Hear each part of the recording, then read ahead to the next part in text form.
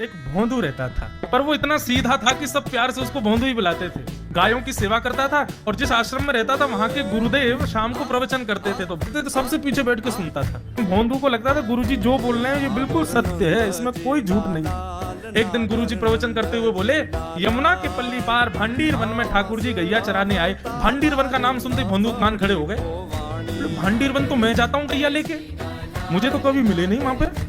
अरे मुंह में ही कमी होगी, मुंह में ही सामर्थ्य नहीं होगी उनको देखवे कि मैं ही नहीं देख पाए होंगे।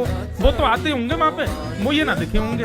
भोंदू ने पहली बार जिज्ञासा करी, गुरुदेव ठाकुर जी दिखते कैसे हैं? तो गुरुदेव भी हंस, अच्छा भोंदू पूछ रहा है, बैठ जाओ बताते हैं। मोर मुकुट पहनते हैं ठाकुर जी, और बोले 2 कान हैं लेकिन कुंडल एक ही पहनते हैं। ठाकुर जी ऐसे पुष्प तोड़ के कान के ऊपर लगा लेते हैं, दोनों कानों में एक ही कुंडल को फेर फेर के पहनते। ठाकुर जी पीली पीताम्बरी, ऐसी ठाकुर जी पीली पहनते, पीली पीताम्बरी। माला कैसी पहनते हैं? ठाकुर जी ऐसी पहनते हैं पूरी पैरों तक जाए।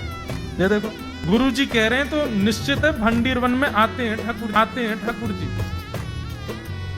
भोंदू अपनी गैया लेकर के भंडीर वन पहुंच गया।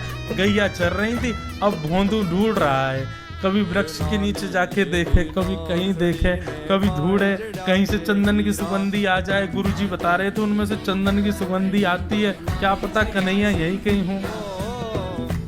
इतने भाव से, इतने प्रेम से और इतने भोलेपन से ढूंढने लगा ठाकुर जी को, और ठाकुर जी नहीं मिलते ना तो अपने आप को ही कोसता, मुंह में योग्यता ना होगी यही मारे ना मिल रहे, ठाकुर जी तो यही है।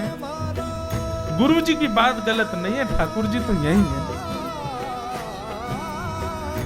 उसके उस सहज भाव पर, उसके उस सरल भोंदूपने पर ठाकुर जी रीझ गए।